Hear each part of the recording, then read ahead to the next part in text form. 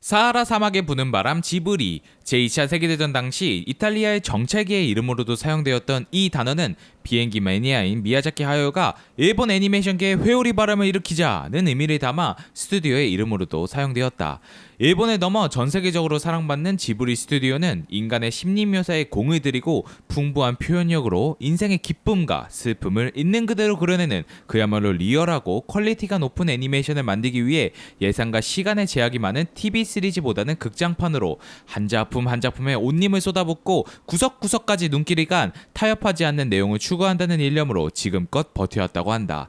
1985년 7월 15일에 설립되어 공식적으로 제작팀이 해체되는 2014년 8월 그리고 현재 2021년 무려 35년간 이어진 이들의 역사를 느긋하고 섬세하게 살펴보면서 미야자키와 다카하타를 비롯 지브리의 모든 스태프들이 어떻게 지브리를 만들어왔고 또 유지해왔는지를 이 지브리 연대기 코너를 통해 살펴보도록 하겠다. 지브리 스튜디오의 초기작부터 최신작까지 모든 작품을 파헤쳐보는 시간, 쭈왕보로 특별기획 지브리 연대기 그 12번째 시간, 이웃집 야마다군 지금 시작합니다. 그런데 원령공주 제작 당시 다카하타 이사오는 무엇을 하고 있었을까? 이전까지 지브리에서는 미야자키 하야오의 작품을 축으로 그 사이를 다카하타 이사오와 다른 감독들이 번갈아 제작하는 시스템을 추구하고 있었다.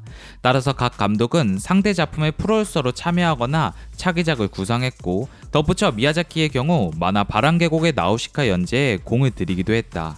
하지만 펑펑코 이후 귀를 기울이면과 원령공주가 제작되는 동안 다카하타 이사오는 프로듀서로의 참여도 차기작을 구성하지도 않았다. 특히 원령공주는 기존의 미야자키 작품과 달리 무려 2년 동안이나 제작이 이루어졌기 때문에 대략 3년가량의 공백기를 갖게 된 셈이었다. 물론 그렇다고 해서 다카하타가 아무것도 하지 않은 것은 아니었다. 곤도 요시우미의 뒤를 이을 연출가를 양성하기 위해 히가시 코가네의 강습회를 주최해 직접 애니메이션 연출을 가르쳤으며 일본 대학 예술학부의 강사로 활동하면서 인재 육성에 이바지하기도 했다. 또한 한 작품을 만들 때도 철저한 취재를 기반으로 하는 그답게 연구자적 정신을 발휘, 일본 애니메이션과 만화의 뿌리를 알아낸다는 관점에서 12세기의 에마키와 현대 애니메이션, 만화의 연관성을 다각도로 연구하기도 했다. 이야, 와주어서 정말로 기쁩니다. 매일 오늘은 회사에 가야겠다고 생각하면서 쉬고 있었기 때문에 양심의 가책을 견디지 못하고 있던 참이었습니다. 덕분에 마음의 짐을 덜었어요.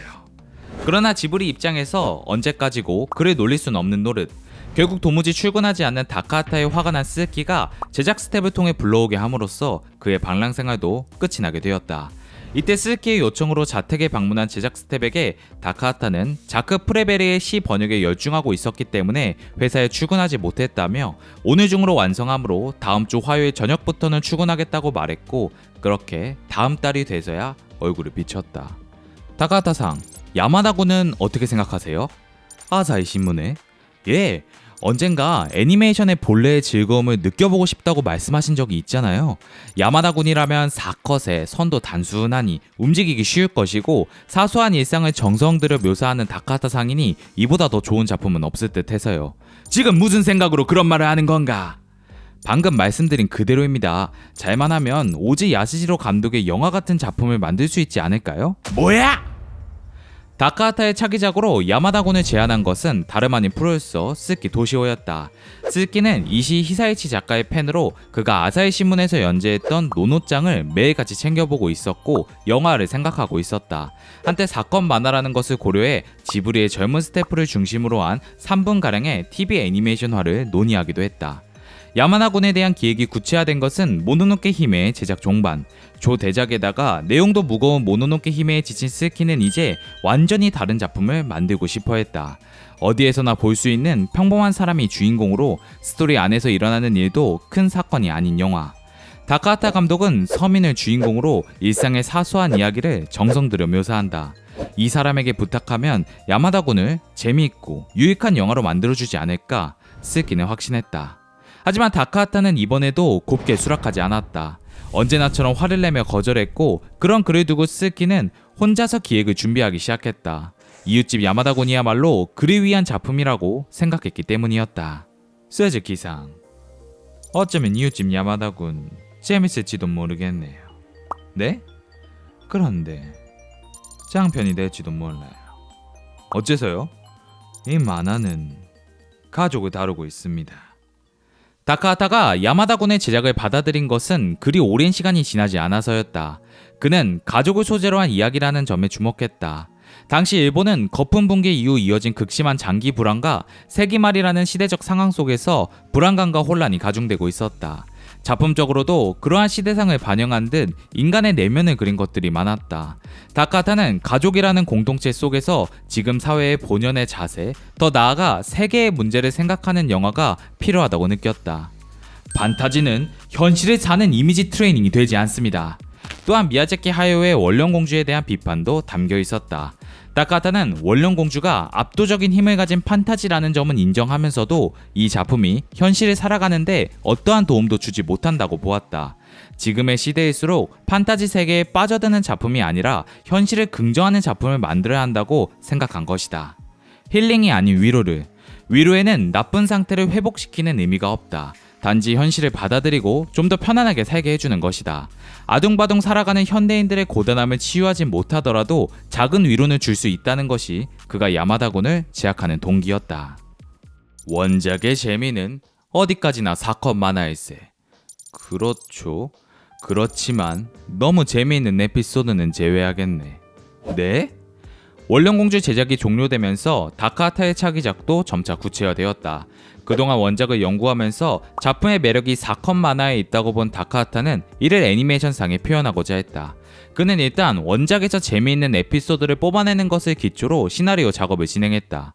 원작이 방대한 탓에 많은 에피소드가 선별되었고 결국 최초의 시나리오는 무려 5시간을 넘고 말았다. 이때 다카하타는 가장 웃긴 에피소드부터 제외하는 방식으로 시나리오를 줄여나갔다.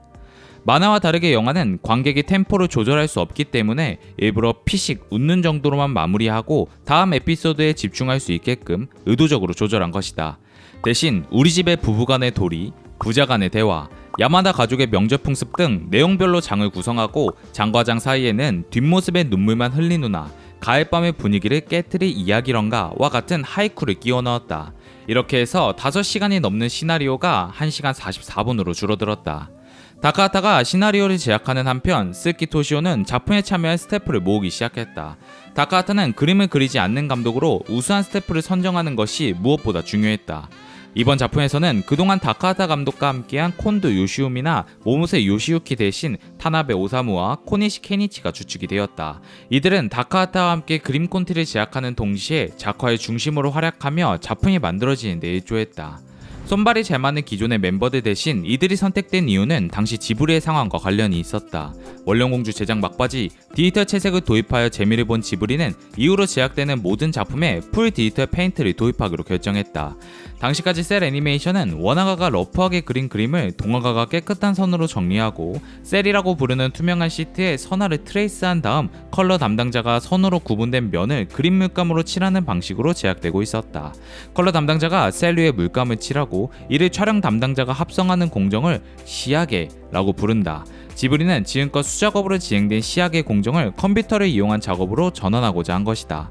물론 지브리도 이러한 디지털화가 반드시 좋다고 생각한 것만은 아니었다. 그러나 1980년대 말부터 이미 디즈니가 픽사와 함께 캡스를 개발하여 시야계 공정을 컴퓨터로 대체하고 있었고 그 여파로 셀과 전용 물감의 수요가 떨어져 이를 생산하는 공장이 문을 닫거나 제조를 중단했기에 어쩔 수 없는 부분이 있었다.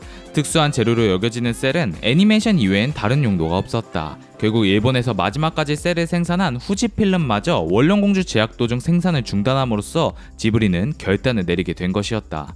다행히 원령공주가 큰 성공을 거둠으로써 시야계 공정의 전면 디지털화는 순조롭게 진행될 수 있었다. 자금과 명분을 모두 얻은 지브리는 촬영부와 CG부를 합치고 사옥 바로 옆에 2층짜리 서버룸을 만드는 확장 공사를 단행, 3개월간의 공사 끝에 트레이스 머신과 그림 물감이 산재했던 아날로그 지브리는 O2, 인디고2, 옥테인 등 여러 워크스테이션이 즐비한 디지털 지브리로 탈바꿈되었다. 새로운 도구와 기술에 가장 관심을 보인 인물은 바로 다카하타 이사오였다.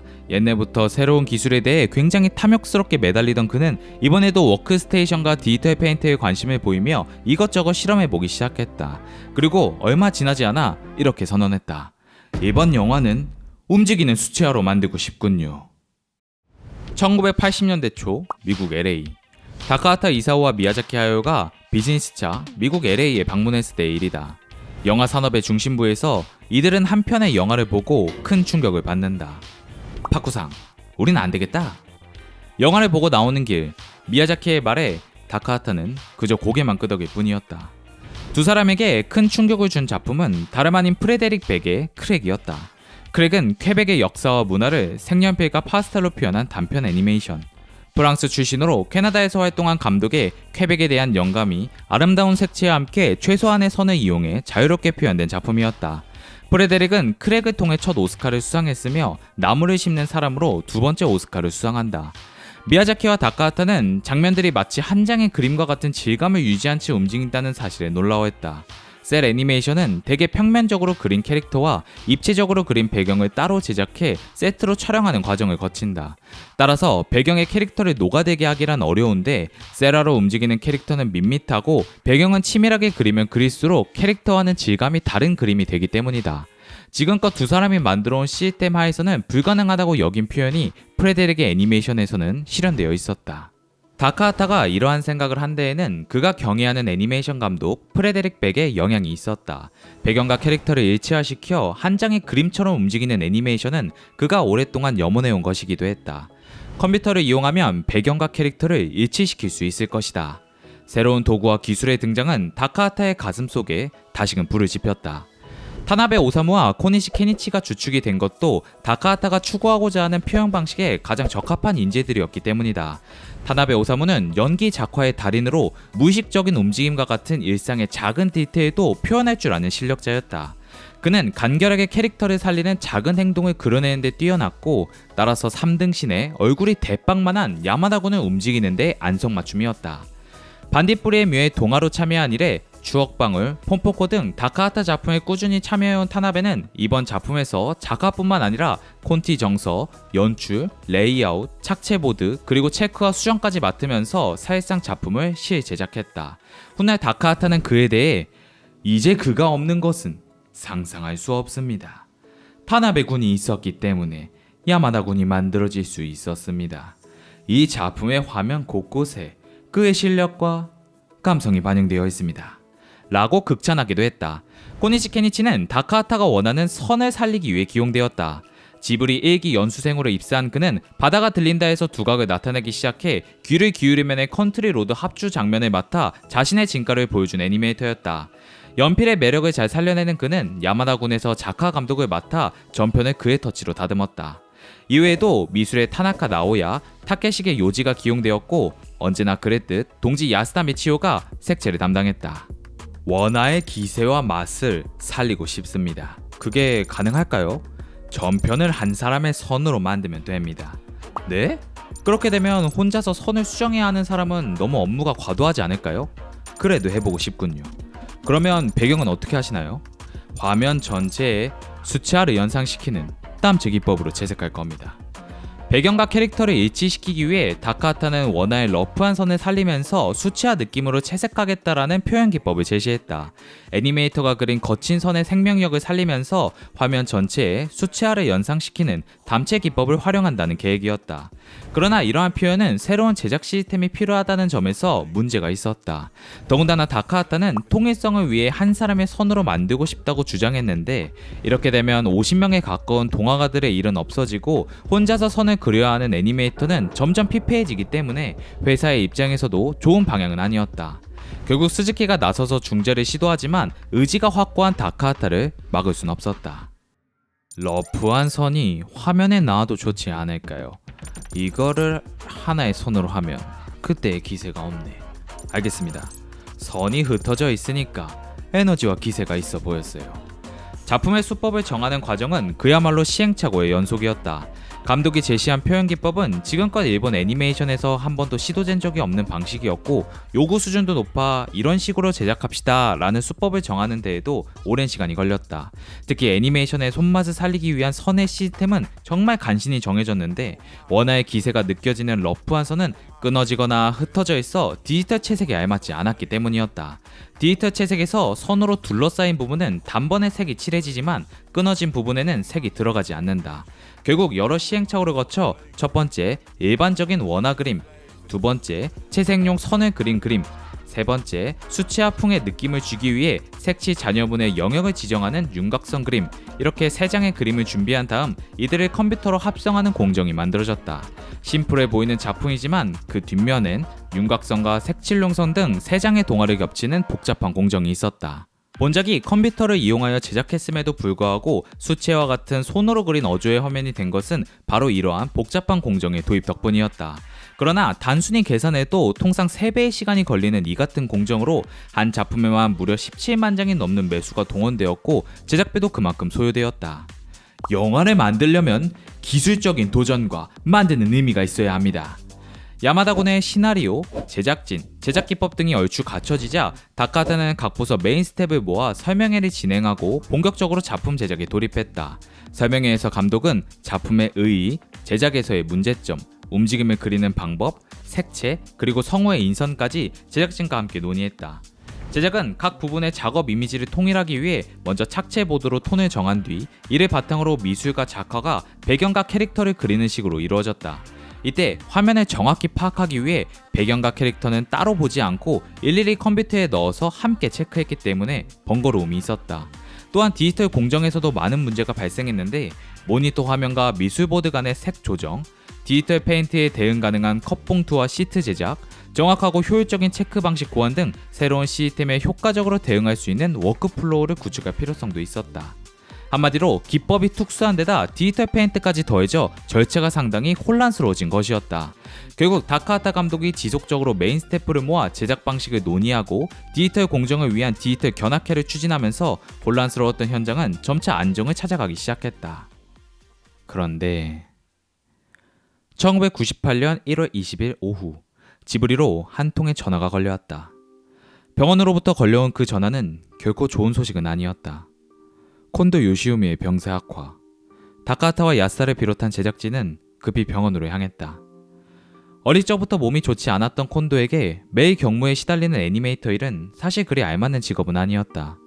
더군다나 남다른 책임감으로 한계까지 일하고 기술을 연마하는 콘도의 성격은 더욱 그의 몸을 상하게 했다.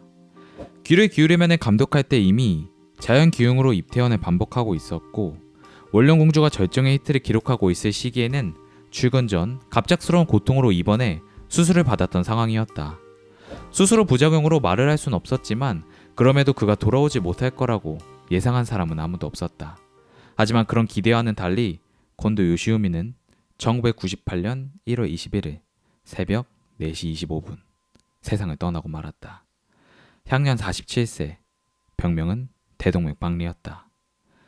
비보가 전해지면서 아침에 지브리 사내는 그 어느 때보다도 조용했다. 곧이어 스즈키 프로듀서를 통해 자세한 이야기가 전달되었고 이후 모든 스태프가 장례식에 참여했다. 생전 그의 성품이 말해주듯 장례식에는 많은 사람이 찾아왔다. 곤도를 업계에 입문시켜준 오오츠카 야스오부터 선배 코타베 요이치, 귀를 기울이면의 원작자 히이라기 아오이, 시즈쿠의 성우 혼나 요코, 텔레콤 애니메이션 필름의 타나카 아츠코, 가에낙스의 안노 히데아키까지 이외에도 정말 많은 애니메이션 관계자들이 참석해 그를 애도했다.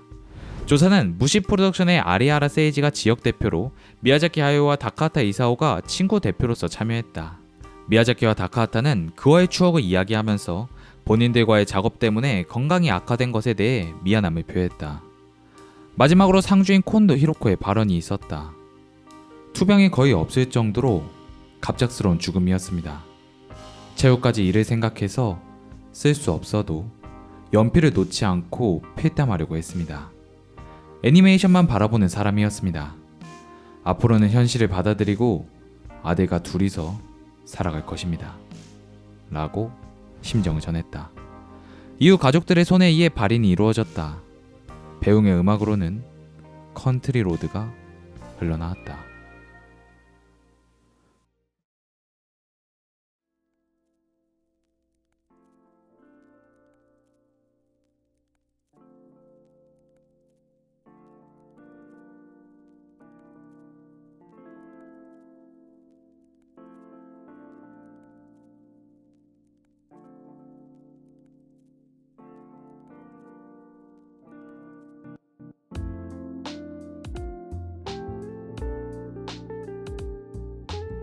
고인을 배웅하고 바로 다음 날부터 지브리는 제작을 재개했다.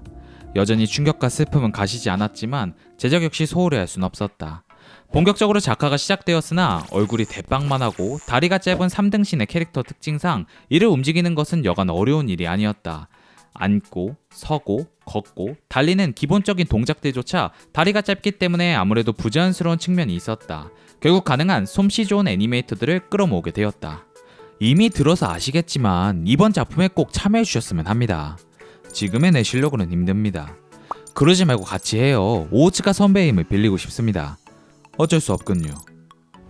스즈키 상이 이번에 이웃집 야마나곤을 만든다고 해서 매일 아침 4컷 만화를 잘라두었습니다. 그걸 보면서 어떻게 하면 제대로 표현할 수 있을지 나름대로 연구했습니다. 그 결과 제 실력으로는 어렵다는 걸 알았습니다. 다만 다카하타가 꼭 함께하길 원했던 오우츠카 신지의 경우 스즈키와 타나베가 함께 설득했음에도 불구하고 실력이 부족하다는 이유로 고사했다. 오우츠카는 숱한 명장면을 그려온 슈퍼 애니메이터로 지브리 소속이었지만 하기 싫은 일은 하지 않았다. 그건 어떻게 할 생각인가? 이렇게 하면 되지 않을까요? 나도 연구한 결과 그 방법밖에 없다고 생각했어. 그러나 그런 오우츠카도 나중에는 흥미가 동했는지 결국 원화의 일부를 도와주었다. 이번 작품에는 안도 마사시, 콘도 카치야, 미키 마키코, 오우타니 아치코뿐만 아니라 모리타 히로유키, 오이라 신야, 유아사 마사키, 하마스 히데키, 하시모토 신지 등이 원화로 참여하면서 그 어느 때보다 수준 높은 장면들이 만들어졌다. 특히 하시모토 신지의 경우 술 취한 아버지가 바나나를 먹는 에피소드를 맡았는데 연기를 훌륭하게 표현해내 극찬을 받고 지브리 내 작화 상영의 샘플로 사용되기도 했다. 상영회에서 이 장면을 본 미야자키는 스즈키에게 원화가의 이름을 물어본 뒤 차기작의 작화를 맡기기도 했다. 그러나 결국 중요한 것은 감독이었다. 다카하타가 회의 때마다 대사를 읽으면서 직접 시범을 보여주었기 때문에 애니메이터들은 그 이미지를 바탕으로 보다 쉽게 연기를 표현할 수 있었다. 움직임의 매력만으로 전편을 보여주겠다라는 감독의 의도는 이렇듯 추구하고자 하는 바가 명확한 연출과 그걸 표현할 수 있는 작화의 시너지가 있었기에 가능했다. 혹시 미녀와 야수 기억나십니까? 그럼요. 춤추는 장면의 CG는 화제였죠. 사실 그 장면보다는 영화의 앞부분에 주인공이 노래를 부르며 마을로 들어가는 장면이 더 인상 깊습니다. 컴퓨터를 이용해 상당히 긴 움직임을 카메라 한 대로 따라가듯 찍었죠. 대단한 장면이네요. 만약 멀티플레인 카메라로 찍었다면 몇 미터의 촬영대를 만들어야 했을 겁니다. 즉 디즈니에는 이미 그런 기술을 활용할 줄 아는 스태프가 있었던 거죠. 그렇군요. 이번 작품에서 시도할 겁니다. 예? 애니메이션의 표현 기법에 대한 도전은 CG에서도 이어졌다. CG와 친화성이 높은 디지털 공정의 도입으로 보다 난이도 있는 연출이 가능해진 덕분이었다. 다카하타는 단순히 CG를 사용하는 것이 아니라 CG가 아니면 할 수 없는 표현을 추구했다. CG 파트를 맡은 인물은 폼폼코와 원령공주에서 활약한 모모세 요시유키. 특별한 장면을 원하는 다카하타의 요구로 부부가 시공간을 뛰어넘는 비현실적인 장면을 연출 및 제작했다. 컴퓨터 서버가 다운됐습니다. 예? 며칠 전부터 상태가 안 좋긴 했는데 자료들은 어떻게 됐습니까? 어제 한 것들은 다 날라갔습니다. 일단 모이시죠. 제작 초반에 혼란스러웠던 현장과 다르게 시간이 흐를수록 제작은 빠르게 진행되어 갔다. 워크플로어가 완전히 정착되면서 발휘된 디지털화의 위력이었다. 하지만 빠른 속도를 지닌 디지털화의 장점과는 별개로 갑작스럽게 서버가 다운되는 시스템적인 문제부터 캐릭터 입안의 처리나 색 조정 등의 작품적인 문제까지 여전히 많은 문제가 산재해 있었다. 결국 주기적인 서버 점검을 실시하는 것으로 시스템 문제를 해결하고 캐릭터 입안 처리는 상황에 따라 선택하는 것으로 색 조정은 최대한 모양새를 보는 것으로 결론 내렸다. 다른 문제들 역시 직접 몸으로 부딪히며 해결해 나갔다. 저희 그럼 출발하겠습니다. 조심히 다녀오세요. 제작이 빠르게 진행되면서 늦어지고 있던 그림 콘티 작업에도 불이 떨어졌다. 어쩔 수 없이 다카하타, 타나베, 안도는 긴자의 한 호텔에서 합숙하며 콘티 작업에만 전념하게 되었다. 이때 타나베는 새벽까지 콘티 작업을 하다가 아침에 지브리로 출근해 컷 체크를 하고 다시 밤에 숙소로 돌아가 마저 콘티를 그리는 스케줄이 있었음에도 불구하고 힘든 내색 하나 보이지 않았고 덕분에 합숙은 큰 성과를 내어 무사히 제작 일정에 맞출 수 있었다. 다카하타는 마지막 부분에 월간 가면 에피소드를 추가하면서 3등신의 캐릭터가 리얼한 체형으로 바뀌는 독특한 연출을 집어넣었다. 3등신 캐릭터에서 리얼한 캐릭터로 바꿈으로써 만화라고만 생각했던 관객에게 리얼한 세계가 있음을 보여주는 것이다. 이질적인 장면이긴 하지만 감독의 이러한 연출로 작품에는 현실의 페이소스가 잘 담길 수 있었다. 힐링이 아닌 위로를? 가공의 판타지 세계에 빠져드는 작품이 아니라 현실을 긍정하는 작품을 만드는 것이 이번 목표입니다. 현실을 받아들이고 이 세상을 좀 더 편하게 사는 것이죠. 이번 작품에는 야노 아키코 상의 음악과 같은 자유롭고 편안하면서 바람이 통하는 여유로운 음악이 필요합니다. 사실 저도 힐링이라는 말이 소극적이고 뭔가 교활한 느낌이 들어서 싫었어요. 좋아요. 함께 만들죠. 음악은 야노 아키코가 담당했다. 야노는 폭넓은 음악성과 독특한 감성으로 개성 있는 음악을 만들어 온 아티스트. 야노 아키코를 발탁한 것은 다카하타 본인의 희망이었다. 평소 음악 감독을 자처할 만큼 음악에 굉장히 깐깐한 다카하타는 상상력이 풍부하고 장난기가 가득하지만 언제나 현실 감각을 잃지 않는다고 평가하면서 그녀의 음악이 야마다군에 반드시 필요하다고 강조했다. 이후 스즈키를 통해 지브리에 초대된 야노가 다카하타의 설명과 라이카 리를 보고 흔쾌히 참여를 결정, 주제가인 외톨이는 그만두었어부터 유쾌한 음악, 뻐꾸기 등을 작편곡했다. 감독은 야노 아키코의 악곡 외에도 다양한 장르의 기성곡을 선곡했으며 그 대다수는 체코 필하모니 관현악단의 연주를 직접 녹음에 사용했다. 이외에도 음악 연출에 일가견이 있는 다카하타에 의해 흥미로운 상황들이 펼쳐졌는데 콘도 카치아의 결혼식이 도내에서 거행되자 야마다군 안에 나오는 결혼식 장면의 SE를 녹음하거나 라스트 곡 캐사라세라를 위해 미야자키의 사무실인 이 마력으로 스태프를 모아 녹음하기도 했다. 다카하타의 부름에 동참한 지브리 스태프 30명은 음성 트레이너로부터 소리내는 법을 지도받은 후 15분 만에 녹음을 끝냈다. 다카하타 앞에서 큰 소리를 낸 덕분인지 의외로 참여한 사람들 대부분이 즐거워했다. 이번에는 배급사를 쇼치쿠로 바꿔서 흥행시키겠어. 새로운 기술 도입과 까다로운 표현 축으로 난항이 예상된 야마다군이었지만 오히려 문제가 된 것은 홍보와 배급에서였다. 화끈한 성격의 소유자인 도쿠마 사장이 도우 측 사람과 싸우는 바람에 배급사를 바꿔야 하는 상황이 놓인 것이 원인이었다. 이에 도쿠마 사장은 도우가 아니라도 흥행할 수 있다는 걸 보여주겠다며 당장 쇼치쿠로 바꿀 것을 지시했다. 당연한 말이지만 영화의 흥행은 배급사의 영업력이 중요하고 일본에서 최고의 배급사라고 하면 예나 지금이나 도우다. 지브리가 키키 이후로 계속해서 좋은 성적을 낼 수 있었던 것도 도우의 전폭적인 협조가 있었기 때문이었다. 그런데 배급사를 바꾸라니. 이는 포차를 뗀 상태로 성적을 내라는 말이나 마찬가지였다. 실무자인 스키 토시오가 지금과 같은 배급 체제를 유지해야 한다고 계속해서 설득했음에도 불구하고 도쿠마 사장이 끝까지 자신의 생각을 고집하면서 결국 배급사는 쇼치쿠로 바뀌게 되었다. 타이밍이 나쁘게도 당시 쇼치쿠에서는 실적 악화로 오쿠야마 토루 사장과 아들 오쿠야마 가츠요시 전무가 해임되는 집안 소동이 일어나고 있었고 지방 영화관 간의 계약 문제가 생겨 오사카에서 규슈에 이르기까지 서일본에서는 거의 상영할 수가 없는 비정상적인 상황이 벌어지고 있었다.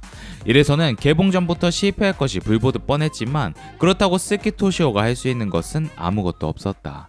사실 스키는 이미 원령공주 제작 시점부터 도쿠마 그룹의 부실 채권 문제로 엄청난 압박을 받고 있었다.